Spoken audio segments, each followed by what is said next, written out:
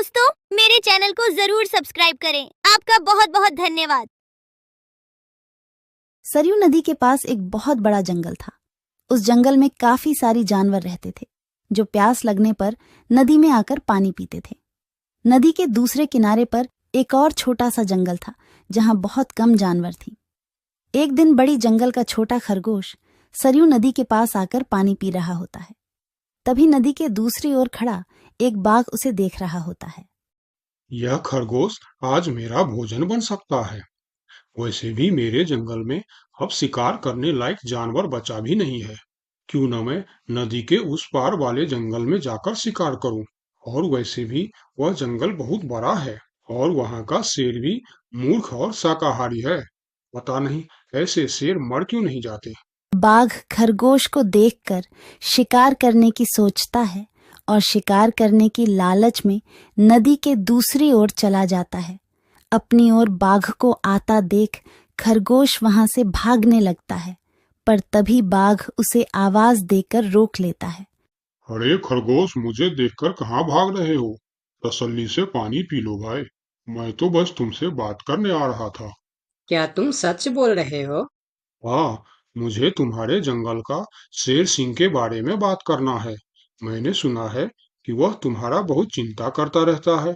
खरगोश समझ चुका था कि बाघ उसे अपनी बातों में फुसलाने की कोशिश कर रहा है, इसीलिए खरगोश उसकी बातों का कोई जवाब नहीं देता और तुरंत वहां से भागने लगता है। परंतु खरगोश बाघ से तेज नहीं भाग पाता और बाघ उसका शिकार कर लेता है। यहाँ के जानवर बड़ी आसानी से शिकार हो जाते हैं, तो क्यों न मैं इसी जंगल में रहकर आसानी से शिकार किया करूं। बाघ अभी इसी जंगल में रहकर ही शिकार करता रहता है। इस तरह से जंगल में जानवर कम होने लगते हैं। एक दिन अरे लोमड़ी, मैंने सुना है कि तुम अपनी सहेली से मिलने के लिए दूसरे जंगल में जा रही हो। हाँ, लेकिन तुम्हें मेरी इतनी चिंता क्यों हो रही है? देखो लोमड़ी, तुमने सांप के अंडे के साथ जो हरकत की थी, जिसके लिए तुम्हें शेर सिंह ने सजा दी थी, इसके लिए तुम जंगल से भाग नहीं सकती। लेकिन मैं भाग नहीं रही हूँ। मैं तो अपनी सहेली से मिलने उस जंगल में जा रही हूँ। पर मुझे शक है कि तुम मौके देखकर भाग भी सकती हो, इसीलिए मैं तुम पर नजर रख रहा हूँ। देखो भैया, मैं शेर सिंह की हुक्म का पालन कर रही हूँ, लेकिन तुम अपना ड्यूटी ढंग से नहीं कर रहे हो। क्यों? तुमको क्यों लग रहा है कि मैं अपनी ड्यूटी ढंग से नहीं कर रहा हूँ? दरअसल इस वक्त तुम्हें जंगल में हमारी जानवर पर ध्यान रखनी चाहिए, क्योंकि हमारी जंगल की जानवर कम हो रहे हैं। सुना है जंगल में कोई शिकारी घुस आया है जो हमारे जानवरों का शिकार कर रहा है। लोमड़ी, तू चालाक है, ये मैं जानता हूँ, लेकिन मैं भी इतना बेवकूफ नहीं हूँ, ये तू जान ले। मैं तेरे बातों में नहीं आने वाला। याद रखना, अगर आज तुम मेरे बातों पर यकीन नहीं करोगे, तो तुम भी किसी दिन कोई शिकारी जानवर का शिकार बन जाओगे। चाहे जो भी हो जाए, मैं तुम्हें यहाँ से जाने नहीं दूंगा। देखो, मेरा जाना बहुत जरूरी है। मैं 2-3 दिन में वापस आ जाऊंगी। मुझे जाने दो। ठीक है, मैं तुम्हें जाने दूंगा, लेकिन मेरा एक शर्त है। शर्त? कैसी शर्त? यही कि तुम्हें उस जंगल के थाने में जाकर रोज हाजिरी देनी होगी। मुझे मंजूर है। लोमड़ी को पता था कि जंगल से जानवर कम हो रहे हैं, इसीलिए वह हाथी की शर्त मानकर वहां से चली जाती है। वहीं दूसरी ओर हाथी जंगल की निगरानी करने लगता है। तब दिखता है कि जंगल से कुछ खरगोश गायब है। इस चिंता में कई खरगोश आपस में बात भी कर रहे होते। देखो भाइयों, हमें सावधान रहना होगा, क्योंकि जंगल से खरगोश गायब हो रहे हैं। हाँ, लेकिन इस बात का फरियाद हमें शेर सिंह को करनी चाहिए। तभी खरगोश की बात सुनकर हाथी उनके पास आता है। क्या हुआ है भाई? तुम सब आपस में क्या मीटिंग कर रहे हो? मुझे भी बताओ। हाथी भैया, तुम शेर सिंह के सेनापति हो। क्या तुम हमारी फरियाद राजा तक पहुंचा सकते हो? अरे भाई, तुम्हारी रक्षा करना ही मेरा ड्यूटी है। बताओ, तुम्हारी क्या शिकायत है?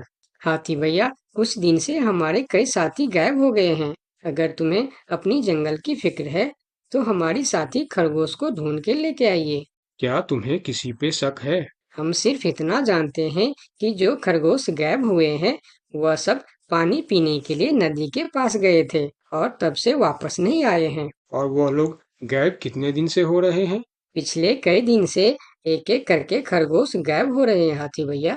खरगोश की बात सुनकर अब हाथी को भी लोमड़ी की बात पर यकीन हो जाता है। लोमड़ी भी यही कह रही थी कि जंगल में कोई शिकारी आया है। हाथी वहाँ सोच ही रहा होता है कि तभी वहाँ 2 बकरी आती है। हे भगवान, अब क्या होगा? कौन बचाएगा हमें? अरे बकरियां, क्या हुआ है तुम्हें? क्यों रो रही हो? हाथी भैया, अच्छा ही हुआ जो आप हमें यहीं मिल गए। हम शेर सिंह के पास शिकायत करने जा रही थी। तुम भी शिकायत करना चाहती हो? हाँ, आखिर तुम लोगों का क्या तकलीफ है? हाथी भैया, कुछ दिन पहले कुछ खरगोश जंगल से गायब हुए थे और अब बकरियां भी गायब हो रहे हैं। लगता है कोई शिकारी हमारे जंगल में घुस आया। पूरा जंगल इसी बात से परेशान था कि आखिर उनका शिकार कर कौन रहा है। अब वह सभी मीटिंग के लिए शेर सिंह के पास जाते हैं और सारी बातें शेर सिंह को बताते हैं, जिस पर शेर सिंह अपनी जंगल की जानवरों से कहता है, आप सब फिक्र मत करो, मैं बहुत जल्द पता लगा लूंगा कि यह काम किसका है और कौन हमारे जंगल का जानवरों का शिकार कर रहा है। तो अब हम क्या करेंगे शेर सिंह? आप लोगों से हमारी यह विनती है कि आप लोग जंगल से बाहर नहीं जाएंगे। जिसको भी पानी पीना है वह इसी जंगल का तालाब का पानी पिएगा। महाराज, आपका ये हुक्म हमें कब तक पालन करना होगा? एक बार बस मैं उस शिकारी को पकड़ लूं, उसके बाद आप लोग जंगल से बाहर जाकर भी पानी पी सकते हो। सभी जानवर शेर सिंह की बात मान जाता है और जंगल से बाहर जाना बंद कर देती है। 2 दिन बीत जाती है और जंगल से कोई भी जानवर गायब नहीं होता। उधर शिकार नहीं मिलने पर अब बाघ परेशान हो जाता है, क्योंकि 2 दिन से उसने कोई शिकार नहीं किया था। इतना बड़ा जंगल है, इतने सारे जानवर है, तो फिर यह कमबख्त जानवर पानी पीने के लिए बाहर क्यों नहीं आ रहे हैं? 2 दिन से मैंने कोई शिकार नहीं किया, भूख के मारे मेरी जान निकल रही है। लगता है अब शिकार करने के लिए नदी का किनारा छोड़ जंगल के अंदर जाना पड़ेगा। आखिर मैं भी तो देखूं, इस जंगल में सभी जानवर आखिर गायब कहाँ हो गए हैं। अब देखता हूँ मुझसे कैसे बचते हैं इस जंगल के जानवर। इतना बोलकर बाघ छुपकर जंगल के अंदर घुस जाता, जहां वह देखता है एक बकरी घास खा रही होती है। उस बकरी को घास खाता देख बाघ पीछे से उस पर हमला कर देता है और उसे मारकर अपने साथ जंगल से बाहर ले जाता है। ये सब एक दूसरी बकरी देखती रहती है। अच्छा, तो ये बात है। अभी मैं जाकर शेर सिंह को बताती हूँ। फिर बकरी सभी जानवरों को इकट्ठा करके शेर सिंह के पास पहुंचती है। महाराज, हमारे जंगल में दूसरे जंगल का बाघ घुस आया है और वही हमारे जंगल में शिकार कर रहा है महाराज। वह बहुत तेज और बहुत दुष्ट शिकारी है। उसने हमारे सामने ही हमारे साथी को मार डाला, जो मैंने अपने आंखों से देख के आया हूँ महाराज। अब आप कुछ कीजिए महाराज, नहीं तो हमारे प्रजाति खत्म हो जाएंगी। महाराज, अब कुछ करना ही पड़ेगा। अब आप कुछ कीजिए महाराज, नहीं तो हमारी प्रजाति खत्म हो जाएंगी। हाँ महाराज, अब कुछ करना ही पड़ेगा। सबकी बात सुनकर शेर थोड़ी देर सोचकर बोला, लोमड़ी कहाँ है? महाराज, वो नदी के उस पार वाले जंगल में गई है। शेर सिंह लोमड़ी के मदद से बाघ को पकड़ने का मन ही मन प्लान करके बोला, देखो, इस जंगल का जानवरों का रक्षा करना हमारा पहला कर्तव्य बनता है और मैं आप लोगों की रक्षा जरूर करूंगा। बस आप सबको मेरा साथ देना होगा। जैसे मैं बोलूंगा वैसे आप सबको करना होगा। हाँ, हम सब तैयार हैं महाराज। तो सुनो, आप लोगों में से कोई भी उस नदी के किनारे नहीं जाएगा और जब वह शिकारी को शिकार नहीं मिलेगा तब वह जंगल के अंदर आने के लिए मजबूर हो जाएगा और वो जब जंगल के अंदर आ जाएगा तब मैं जंगल के किसी एक जानवर को उसके सामने भेजूंगा। फिर जैसे ही वह मेरे भेजे हुए जानवर का शिकार करने जाएगा हम सब उस पर हमला बोल देंगे। मतलब हम में से किसी एक को अपनी जान खतरे में डालनी होगी महाराज। हाँ, मगर मौत के मुंह में जाने के लिए कौन तैयार होगा महाराज? वह तुम्हें कल पता चल जाएगा। शेर सिंह अपने गुप्तचरों द्वारा लोमड़ी को संदेश भिजवाकर उसे वापस बुलाता है। आपने मुझे इतनी रात में यहाँ क्यों बुलाया महाराज? लोमड़ी, मैं तुम्हारी सजा माफ करना चाहता हूँ, मगर तुम्हें मेरा एक काम करना होगा। सजा से छुटकारा पाने के लिए मैं कुछ भी करने के लिए तैयार हूँ महाराज। ठीक है, तो सुनो। लोमड़ी की हाँ करती ही शेर सिंह ने बाघ को पकड़ने का प्लान उसे बता दिया। महाराज, जब बाघ मेरा शिकार करने आएगा तब आप मुझे टाइम पर आकर बचा तो लेंगे ना? मैं शेर हूँ, कोई नेता नहीं जो वचन देकर मुकर जाऊंगा। तुम निश्चिंत रहो, तुम्हें कुछ भी नहीं होगा। अगले दिन प्लान के अनुसार लोमड़ी नदी के किनारे जाता है। शिकार को आता देखकर बाघ खुश हो जाता है। वाह, आज मुझे पेट भरकर खाना मिलेगा। शिकार के नजदीक आते ही मैं उसे मार दूंगा। लोमड़ी डरते डरते नदी के किनारे पहुंच जाता है। हे भगवान, टाइम पर शेर सिंह को भेज देना। कैसी हो लोमड़ी? मैं ठीक हूँ बाघ भाई। अभी तो तुम ठीक हो, लेकिन थोड़ी देर बाद ठीक नहीं रहोगे। क्या मतलब? मतलब ये कि मैं अभी भूखा हूँ, और जब मैं भूखा होता हूँ तो किसी का भी शिकार कर लेता हूँ। इतना बोलकर जैसे ही बाघ लोमड़ी की तरफ जाता है, वो शेर सिंह के जाल में फंस जाता है और वहां सारी जानवर आ जाता है। बाघ, तू शिकार के लालच में मेरे चंगुल में फंस गया है। अब तेरी कहानी खत्म। तुमने मुझे धोखा दिया शेर सिंह। जैसी करनी वैसी भरनी, मुहावरा तो तूने सुना ही होगा। बाघ, तू सबको धोखे से मारता था, इसीलिए मुझे तुम्हें भी धोखे से मारना पड़ा। मुझे माफ कर दो शेर सिंह, मैं हमेशा के लिए जंगल छोड़कर चला जाऊंगा। तूने हमारे जनता पर अत्याचार किया है, अब तुम्हें इसका हिसाब चुकाना पड़ेगा। साथियों, अपना बदला ले लो। शेर सिंह की आज्ञा मिलते ही सारे जानवर उस बाघ पर टूट पड़ता है। इस तरह से शेर सिंह अपने चालाकी और सूझबूझ से अपने जंगल के जानवरों की रक्षा करता है। इस कहानी से हमें यही सीख मिलती है कि धोखे का अंजाम धोखा ही होता है, जैसी करनी वैसी भर।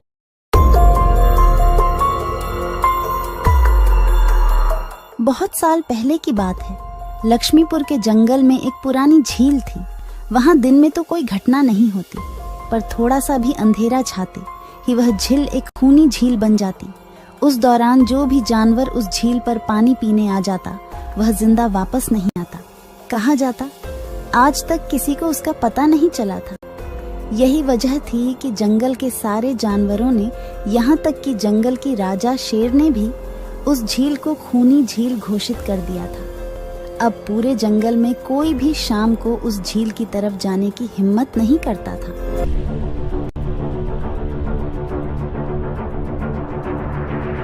एक दिन उस जंगल में एक बंदर आ जाता है। उसकी और खरगोश की मुलाकात होती है। अरे बंदर भाई, कौन हो तुम? पहले तो तुम्हें इस जंगल में कभी नहीं देखा। खरगोश भाई, आज तक मैं शहर में इंसानों के बीच चिड़ियाघर में था, किसी तरह आजाद होकर आया हूँ। क्या इस जंगल में मेरे रहने के लिए कोई जगह है? हाँ बंदर भाई, ये हम जैसे जानवरों का घर है, इंसानों का चिड़ियाघर नहीं। आओ, मैं तुम्हें पूरी जंगल की सैर करवाता हूँ, सारी जगह के बारे में बताता हूँ। जो जगह पसंद आए वहीं टिक जाना। और खरगोश बंदर को पूरा जंगल घुमाता है। हाथी, जिराफ जैसे कई जानवरों के रहने की जगह ही नहीं, वहां के राजा शेर की भी गुफा दिखाता है, पर उस खूनी झील के बारे में ना बताता है और ना उसे वह दिखाने ले जाता है। बंदर वहीं बरगद के एक बड़े से पेड़ को अपने रहने के लिए पसंद कर लेता है। वहां रहते हुए अभी उसे 2 दिन ही गुजरते हैं कि तीसरे दिन शाम को घूमता हुआ वह उसी खूनी झील के पास पहुंच जाता है। अरे वाह, कितने सुंदर झील है। जी तो करता है ठंडे ठंडे पानी में कूद कर नहा लूं, लेकिन सर्दी होने का डर है। चलो, आज सिर्फ ठंडा ठंडा पानी से अपना प्यास ही बुझा लेते हैं।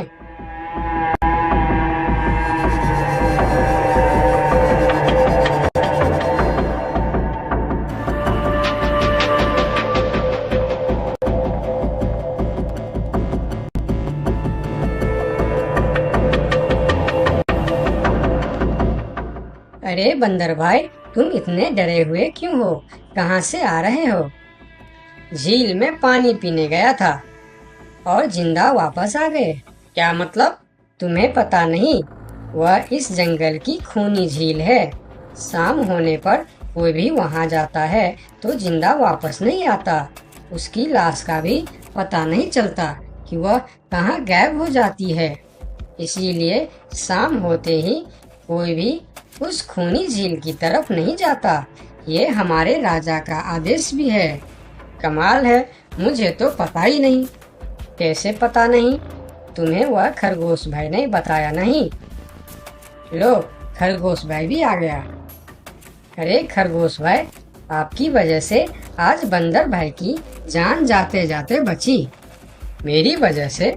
हाँ, तुमने बंदर भाई को पूरा जंगल घुमाया, हर जगह के बारे में बताया। इस खूनी झील के बारे में क्यों नहीं बताया? भूल गया भाई, मैंने तो सोचा ये तो पेड़ पे रहते हैं, इन्हें झील से क्या काम। अभी अभी इन्हें खूनी झील की खूनी ने पकड़ने की कोशिश की, ये तो बाल बाल बच गए, वरना खूनी झील की खूनी, क्या तुमने उसे देखा? क्यों, क्या तुम लोगों ने आज तक नहीं देखा? नहीं, हम में से कोई कभी भी शाम को उस तरफ जाते ही नहीं और दिन में कोई घटना नहीं होती। और यह बात वह जाकर शेर के दरबार में सभी को बताता है। उसकी बात सुनकर किसी को भी यकीन नहीं आता है। क्या बात कर रहे हो बंदर? मैं सच कह रहा हूँ महाराज, लेकिन हम लोगों तो कभी आज तक देखा ही नहीं, क्योंकि आप लोग उसे खूनी झील समझकर दिन में ही वहाँ जाते हो और शाम होते ही आप लोग डर के मारे वहाँ जाना बंद कर देते हो। पूरे दिन वह मगरमच्छ झील में छुपा रहता है, शाम होते ही चुपचाप निकलता है और झील के पास पानी पीने आए जानवरों को खा जाता है।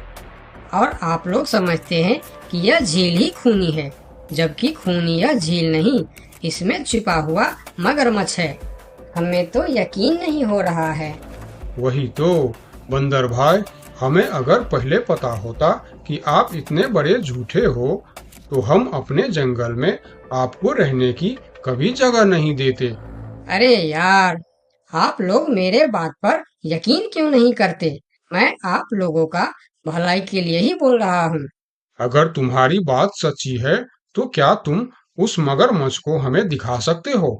क्यों नहीं महाराज, आज शाम होते ही आप लोग वहाँ जाकर पेड़ और पत्थरों के बीच छुप जाना। और फिर शाम को वह सभी उस खूनी झील के पास जाकर छिप जाते हैं। झील के किनारे जाकर बंदर 2-3 बड़े बड़े पत्थर उस झील के पानी में फेंकता है। पत्थर के गिरने की छपाक छपाक की आवाज सुनकर मगरमच्छ पानी के अंदर चलता हुआ शिकार करने वहां आता है। मगर वहां पेड़ के पीछे छिपे दिखाई देते हाथी को देखकर वह सावधान हो जाता है और सोचता है, अच्छा, तो यह लोग मुझे छुपकर देखने आए हैं। अब मैं क्या करूं? हाँ, ये लोग तो बेवकूफ है, इन्हें फिर से बेवकूफ बनाते हैं। मैं फिर से पत्थर बन जाता हूँ। देखा, हमने कहा था ना, झील में एक बड़ा सा पत्थर है। हाँ, देखो, यही पत्थर तो हमें हमेशा रात में दिखाई देता है। हाँ, वही तो। ये पत्थर सिर्फ रात को क्यों दिखता है, दिन में क्यों नहीं दिखता, कभी सोचा है? हाँ, रात को चंद्रमा की वजह से पानी में ज्वार आता है तो वह पत्थर ऊपर हो जाता है। दिन में ज्वार नहीं आता तो पत्थर पानी में डूबा रहता है। उनकी बेवकूफी भरी बातें सुनकर बंदर परेशान हो जाता है। अरे यार, तुम लोग भी ना समझते ही नहीं। ठीक है, चलो एक काम करते हैं। तुम लोगों को लगता है ना कि वह बड़ा पत्थर, कि वह बड़ा ही मजबूत पत्थर है।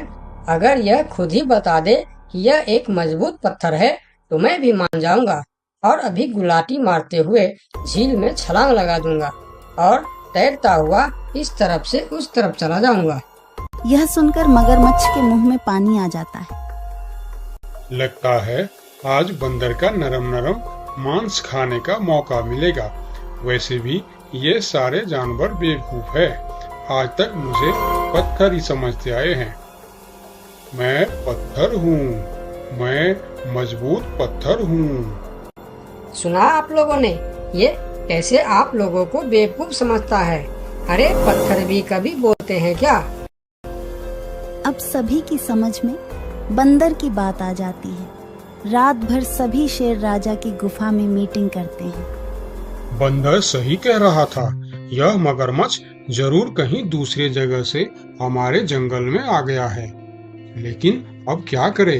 अगर धरती पर होता तो मैं उसे धूल चटा देता था, लेकिन पानी में हमारा शक्ति कम हो जाती है।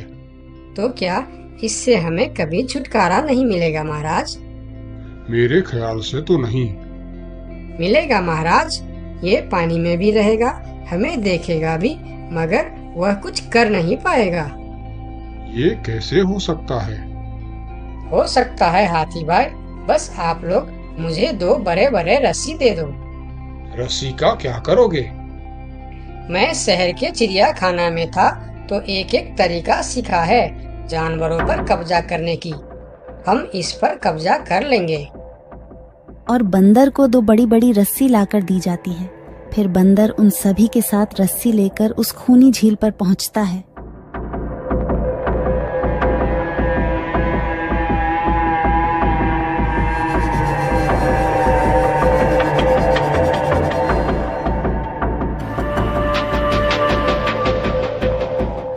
कल तक तो यह बंदर मुझे देखकर भागता था और आज पानी पीने आया है। लगता है ये भी दूसरे जानवरों की तरह मुझे पत्थर समझने लगा है। अभी इसे अपना निवाला बनाता हूँ।